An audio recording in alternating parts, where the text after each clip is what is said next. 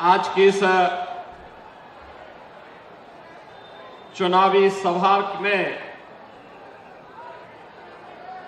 उपस्थित भारतीय जनता पार्टी के लोकप्रिय और कर्मठ प्रदेश अध्यक्ष माननीय श्री चंद्रशेखर बावनकुले जी, भारतीय जनता पार्टी के जिला के अध्यक्ष और राज्यसभा के माननीय सांसद डॉक्टर अनिल बॉडी जी, इस क्षेत्र में जिन्होंने अपने जुझारू तेवर से हिंदुत्व जागरण के कार्य को एक नई दिशा दी, पूर्व सांसद श्रीमती नवनीत राणा जी, भारतीय जनता पार्टी के लोकप्रिय उम्मीदवार अचलपुर श्री प्रवीण जी ताड़े, विधानसभा मेलघाट के उम्मीदवार श्री केवल राम जी काले, मोरसी विधानसभा क्षेत्र से उम्मीदवार श्री चंदो उर्फ उमेश यावलकर जी, और आज के इस चुनावी सभा में उपस्थित महायुति गठबंधन के प्रति अनुराग का भाव रखने वाले मेरे सभी उपस्थित बहन और भाइयों, जगत जननी मां भगवती अंबा देवी और आनंदेश्वर महादेव की इस कृपा भूमि को कोटि कोटि नमन करते हुए आप सबका मैं हृदय से अभिनंदन करता हूं, स्वागत करता हूं।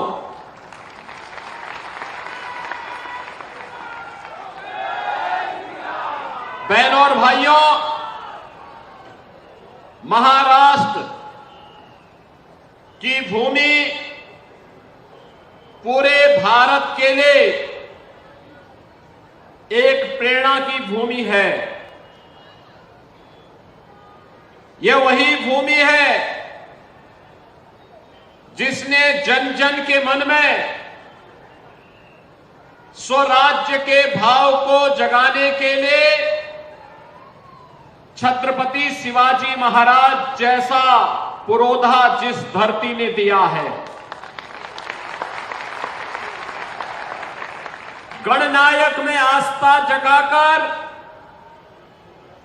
लोकनायक कैसे बनते हैं, यह भी बाल गंगाधर तिलक जी ने इसी महाराष्ट्र की धरती से उद्घोष करके देश को दिया था।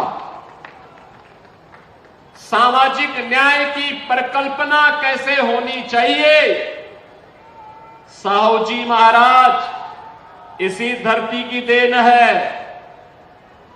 एक राष्ट्र की परिकल्पना को साकार कैसे करना है, पेशवा बाजीराव ने अटक से कटक तक पूरे भारत को ये करके दिखाया है।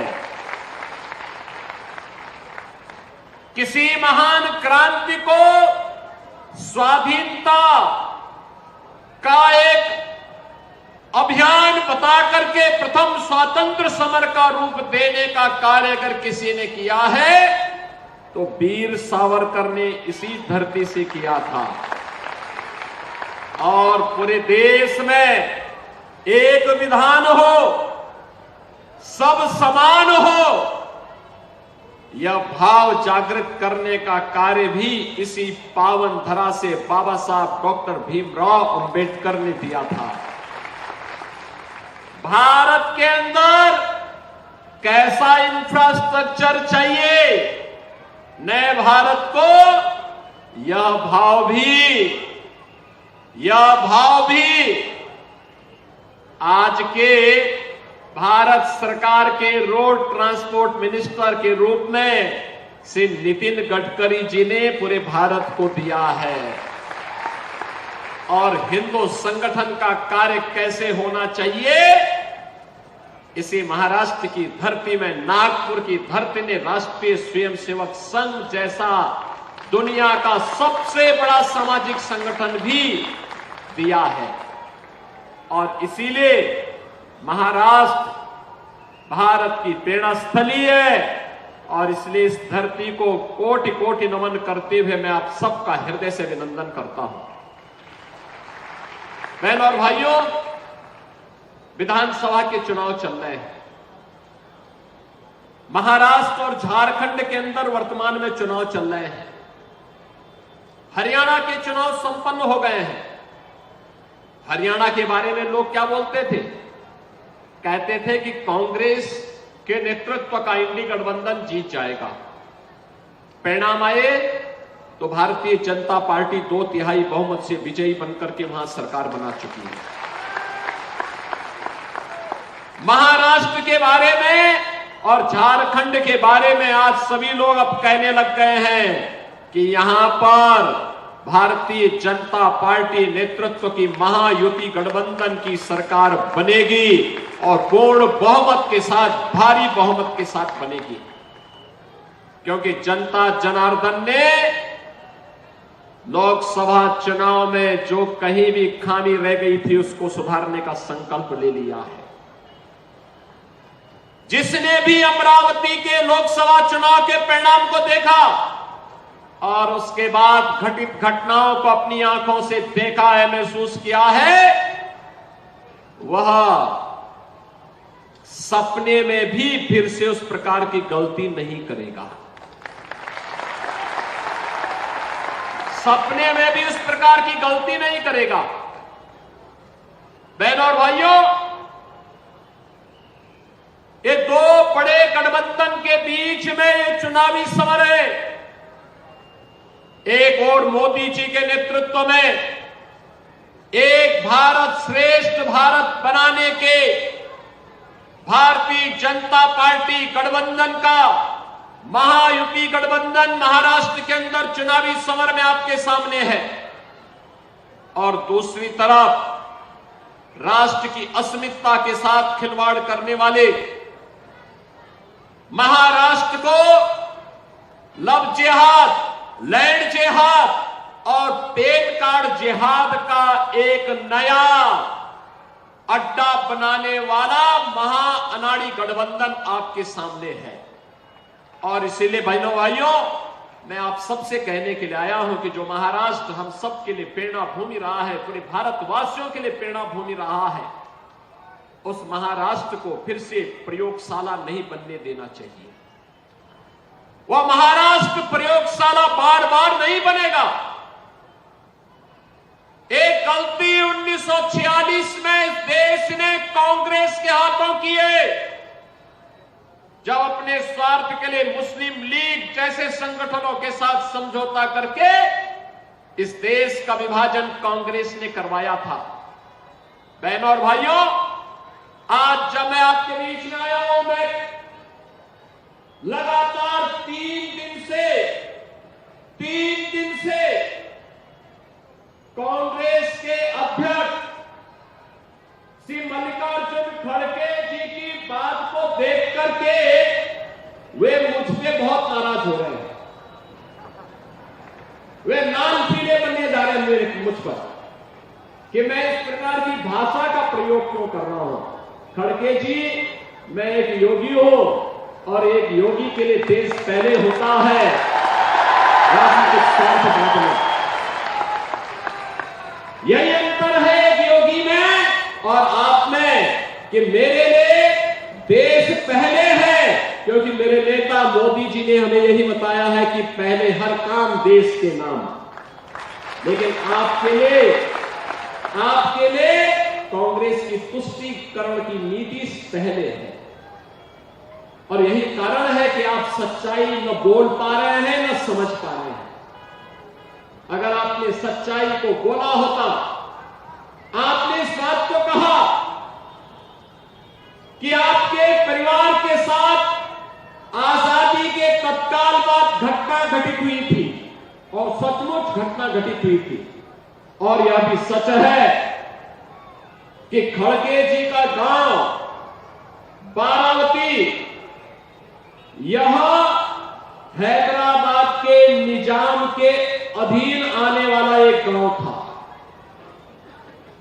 याद करिए, अंग्रेजों ने जब देश आजाद हो रहा था, उनको लगा था कि अब भारत के क्रांतिकारियों के सामने अधिक दिनों तक वह नहीं टिक पाएगा, तो उसने भारत के स्वाधीनता के लिए जो सूत्र तय किए थे, जो रोड मैप तय किया था, ब्रिटिशर ने उसमें तय किया था भारत का विभाजन हो। इसके लिए मुस्लिम लीग को देश के अंदर प्रोत्साहित करने का काम तो कर ही रहे थे, कांग्रेस का उस समय का नेतृत्व भी मुस्लिम लीग के सामने लगभग सिलेंडर सा कर चुका था। और यही कारण था मुस्लिम लीग निर्ममता के साथ हिंदुओं को काट रहा था। कांग्रेस का नेतृत्व केवल सत्ता लोलुप बन करके मौन बना हुआ था और देश के देशी रियासतों को भी ब्रिटिशर ने स्वतंत्रता दी कि वे चाहे तो भारत का हिस्सा बने, वे चाहे तो पाकिस्तान का हिस्सा बने, या वे चाहे तो अपने को स्वतंत्र अस्तित्व भी रख सकती है। और भारत के अंदर दो ऐसी रियासत थी जिन्होंने अपने को स्वतंत्र रियासत के रूप में स्थापित करने की कुछ ही चेष्टा की थी। एक था जूनागढ़ का नवाब और दूसरा था हैदराबाद का निजाम। बहनों और भाइयों, जब निजाम को लगा, हैदराबाद के निजाम को लगा कि अब मैं बहुत दिनों तक अलग अस्तित्व नहीं बना पाऊंगा, क्योंकि लौह पुरुष सरदार वल्लभ भाई पटेल भारत माता का एक महान सपूत, उस समय भारत का गृह मंत्री था, तो उसने निर्ममता के साथ हिंदुओं का कत्लेआम शुरू करवाया था। बाबा साहब भीमराव अंबेडकर ने हैदराबाद रियासत के सभी अनुसूचित जाति जनजाति के लोगों का आह्वान किया, हिंदुओं का भी आह्वान किया कि वे लोग वहां पे सुरक्षित नहीं, वे सब महाराष्ट्र की ओर आ जाएं। लेकिन उसी में हैदराबाद रियासत के भी बारावती गांव भी जलाया गया था, जो श्री मल्लिकार्जुन खड़गे जी का गांव था, जिसमें इनकी माता जी, इनकी चाची और इनकी बहन भी उस निजाम के रजाकारों के द्वारा, निजाम के रजाकारों के द्वारा उन्हें जलाया गया। खड़गे जी सच्चाई को नहीं बोलना चाहते, क्योंकि उन्हें लगता है कि निजाम पे आरोप लगाऊंगा तो मुस्लिम वोट खिसक जाएगा। अब आप सोचो, इतिहास को भी अब कांग्रेस झुठलाने का काम कर रही है, इतिहास को भी झुठलाने का काम कर रही है। जिस निजाम के रजाकारों ने निर्ममता के साथ हिंदुओं का कत्लेआम किया था हैदराबाद के अंदर, हैदराबाद रियासत के अंदर गांव के गांव चलाए गए थे, उस सच्चाई को खड़गे जी आज स्वीकार नहीं करना चाहते। वोट बैंक की खातिर अपने परिवार के बलिदान को भूल गए हैं। इनके लिए सत्ता महत्वपूर्ण है, देश महत्वपूर्ण नहीं। और इसीलिए बहनों और भाइयों में कहता हूं, इन निजाम का दुस्साहस इसलिए हुआ था, ये जूनागढ़ का नवाब इसलिए हैकड़ी दिखा रहा था। लोकसभा चुनाव में आपकी इस लोकसभा क्षेत्र में जो तांडव हो रहा था, इसलिए हो रहा था क्योंकि आप बटे थे।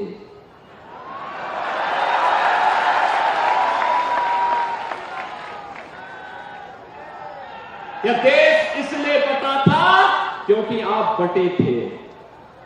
हिंदुओं का कत्लेआम इसलिए हो रहा था, हिंदू इसलिए काटे जा रहे थे क्योंकि हिंदू बटे थे। और इसीलिए मैं कहने के लिए आया हूं, बंटिए मत। बटे थे तो कटे थे, एक है तो सेफ है, एक है तो और इसीलिए मैं आपसे आह्वान करने के लिए आया हूं। जब हम नए भारत का दर्शन कर रहे हैं प्रधानमंत्री मोदी जी के नेतृत्व में, एक नया भारत कश्मीर से लेकर कन्याकुमारी पर एक स्पर्श में एक विधान, एक निशान और एक प्रधान के नेतृत्व में काम कर रहा है। एक भारत श्रेष्ठ भारत वही है। अब कश्मीर से अलग से संविधान नहीं है। पहली बार कश्मीर के अंदर चुनी गई सरकार ने भारत के संविधान को सामने रखकर के शपथ ग्रहण किया है। इससे बड़ी बात और क्या हो सकती है। बाबा साहब भीमराव अम्बेडकर के द्वारा बनाया गया संविधान आज कश्मीर में भी सम्मान प्राप्त कर रहा है।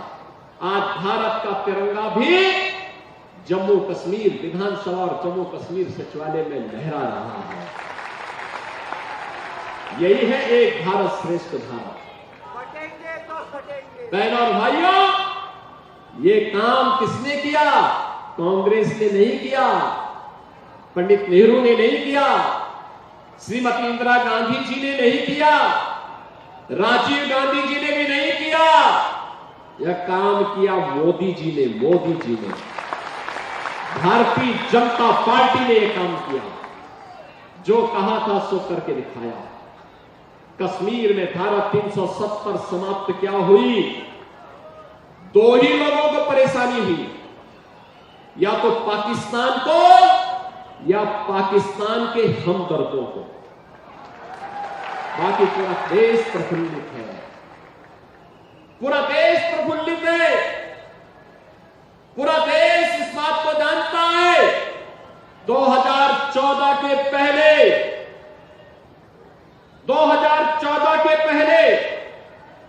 पाकिस्तान भारत की सीमा में घुसता था, चीन भारत की सीमा का अतिक्रमण करता था, पाकिस्तान परस्त आतंकवादी जगह जगह विस्फोट करते थे, कोई बोलने वाला नहीं था। हम लोग आवाज उठाते थे तो कांग्रेस के लोग और उस समय की कांग्रेस नेतृत्व की सरकार, यूपीए की सरकार बोलती थी कि आप लोग बोलिए मत, संबंध खराब हो जाएंगे हमारे। यानी देश की कीमत पर लोग संबंध बना रहे थे पाकिस्तान से। और आज आप देख रहे होंगे ये नया भारत है। कोई सीमा का अतिक्रमण करेगा तो अगले दिन एक ही यात्रा उसकी निकलती है, वो निकलती राम नाम सत्य होती। उसके बाद उसके लिए जन्नत में नहीं जहन्नुम में ही जगह होती है। और इसीलिए आपसे कहने के लिए आया हूं बहनों और भाइयों, ये नया भारत है, छेड़ता नहीं है, लेकिन कोई छेड़ता है तो उसको छोड़ता भी नहीं है। एयर स्ट्राइक और सर्जिकल स्ट्राइक क्या जोरदार हुई थी। पाकिस्तान को आज भी सपने आते हैं, और यूएन में कहता है कि भारत हमला कर देगा, मुझे बचाओ बचाओ, कभी भी भारत हमें तोड़ देगा।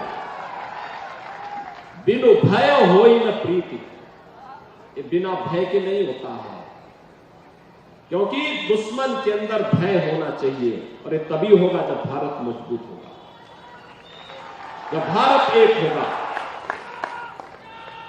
बहनों और भाइयों, देश की सीमाएं सुरक्षित हुई है। देश के अंदर इंफ्रास्ट्रक्चर का वर्ल्ड क्लास इंफ्रास्ट्रक्चर बन रहा है। हाईवे, रेलवे, एक्सप्रेसवे, लगातार ये कार्य हो रहे हैं।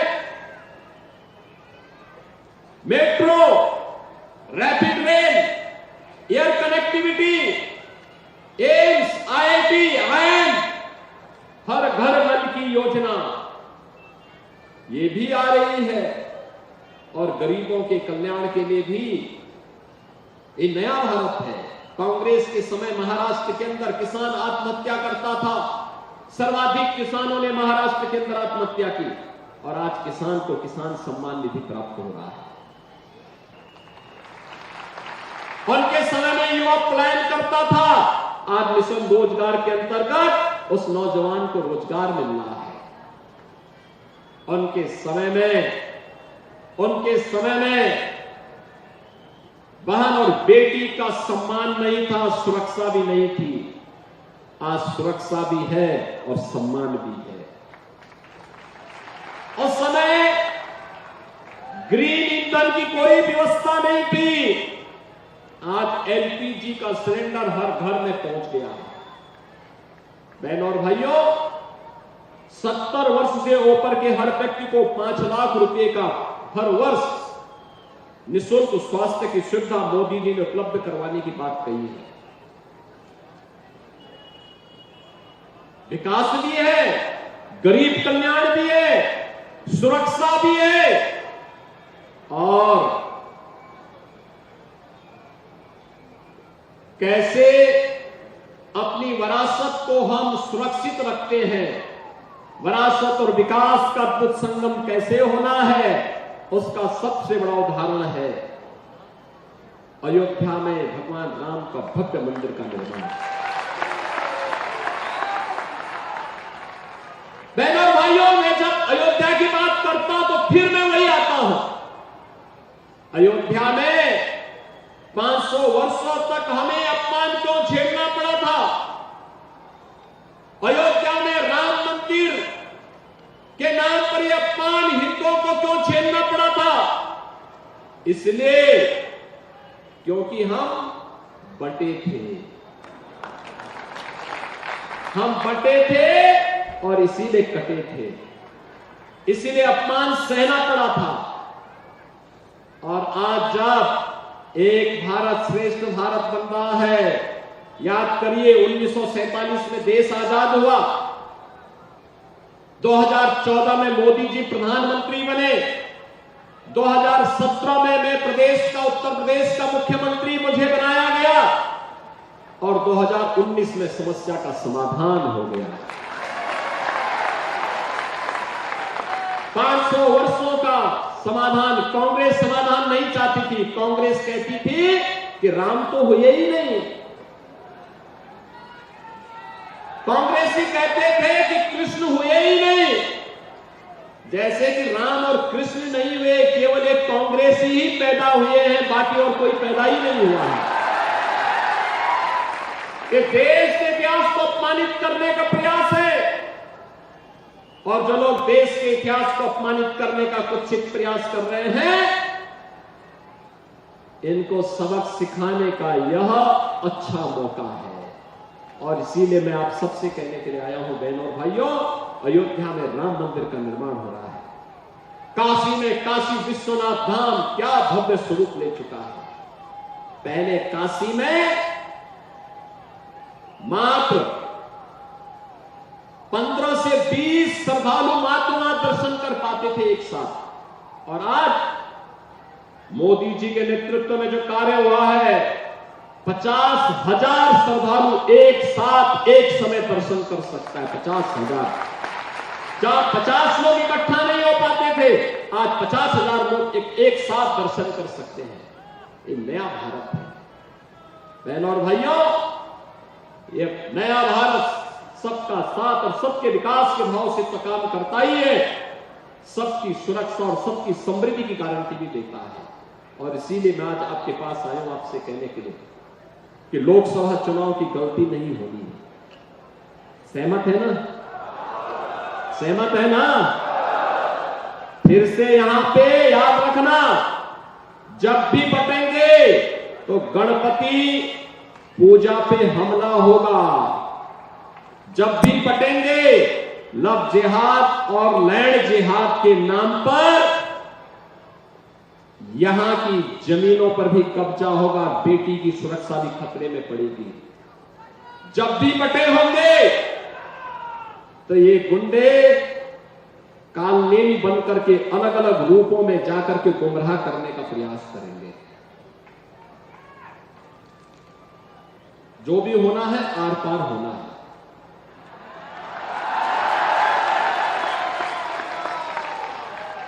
हां भी और ना भी नहीं, या तो हां होगा या ना होगा, तभी परिणाम आने वाला है बहनों भाई। और इसीलिए मैं कहने के लिए आया हूं, देखो आज यूपी में कोई लव जिहाद नहीं है, लैंड जिहाद भी नहीं है।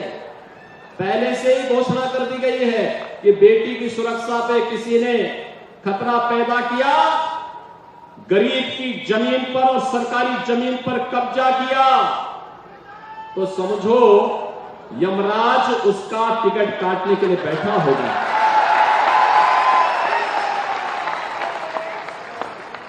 वहां बड़े दुर्दांत माफिया थे पहले यूपी में, बड़े बड़े दुर्दांत माफिया थे। पिछली सरकारें उन्हें प्रश्रय देती थी। एक दुर्दांत माफिया को तो कांग्रेस ने कई महीनों तक अपनी एक राज्य सरकार के अधीन उसको सुरक्षा कवच पहना के रखा। सुप्रीम कोर्ट तक हम लोग लड़ाई लड़े और आज ये सब जहन्नुम की यात्रा में जा चुके हैं। राम नाम सत्य है, हो गया सत्य। और इसीलिए बहनों और भाइयों मैं आपसे कहने के लिए आया हूं, आप मुझे बताओ, अयोध्या में रामलला विराजमान होने के बाद यहां अचलपुर से कितने लोग अयोध्या राम दर्शन करने के लिए गए हैं? अभी कम लोग गए हैं। और मैं यहां पर प्रवीण तावड़े जी से और नवनीत राणा जी से कहूंगा, अयोध्या धाम का दर्शन कराने के लिए लेके आइए इन लोगों को। चुनाव के बाद लेकर के आइए, वहां की व्यवस्था हम देख लेंगे, वहां चिंता की बात नहीं। बहनों भाई, आप भी देखेंगे तो आपका मन खुश हो जाएगा। नए भारत का नया अयोध्या, नई अयोध्या, 500 वर्षों के बाद जिस अयोध्या के लिए कभी खून बहाना पड़ता था, जो अयोध्या देश और दुनिया की सुंदरतम नगरी के रूप में पूरी दुनिया को आकर्षित कर रही है। आप भी देखेंगे, नई अयोध्या के दर्शन करेंगे, आपका मन भी प्रफुल्लित होगा कि हमारे प्रभु राम कितने भव्य अयोध्या में आज रह रहे हैं। और इसलिए बहनों और भाइयों, मेरी आप सबसे विनती है, महाराष्ट्र के अंदर विधानसभा के इस चुनाव में आर पार का फैसला लेना है। और आर पार के फैसले में भारतीय जनता पार्टी का महायुति गठबंधन भारी बहुमत से विजयी बने, डबल इंजन की सरकार महाराष्ट्र के अंदर आए। इसके लिए अचलपुर से श्री प्रवीण तावड़े जी को,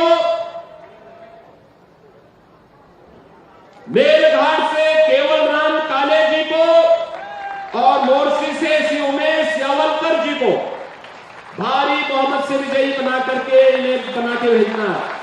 सभी लोग अपना आशीर्वाद देंगे? सभी लोग सहमत हैं? सभी लोग सहमत हैं? इधर सड़क के पार, उधर उस सड़क के पार, इधर सभी लोग सहमत हैं? दोनों हाथ ला करके फिर मेरे साथ बोलेंगे, जहां तक मेरी आवाज जा रही है, दोनों हाथ ला करके बोलेंगे, भारत माता की, भारत माता की, भारत माता की, छत्रपति शिवाजी महाराज की, छत्रपति शिवाजी महाराज की जय श्री राम, जय जय श्री राम।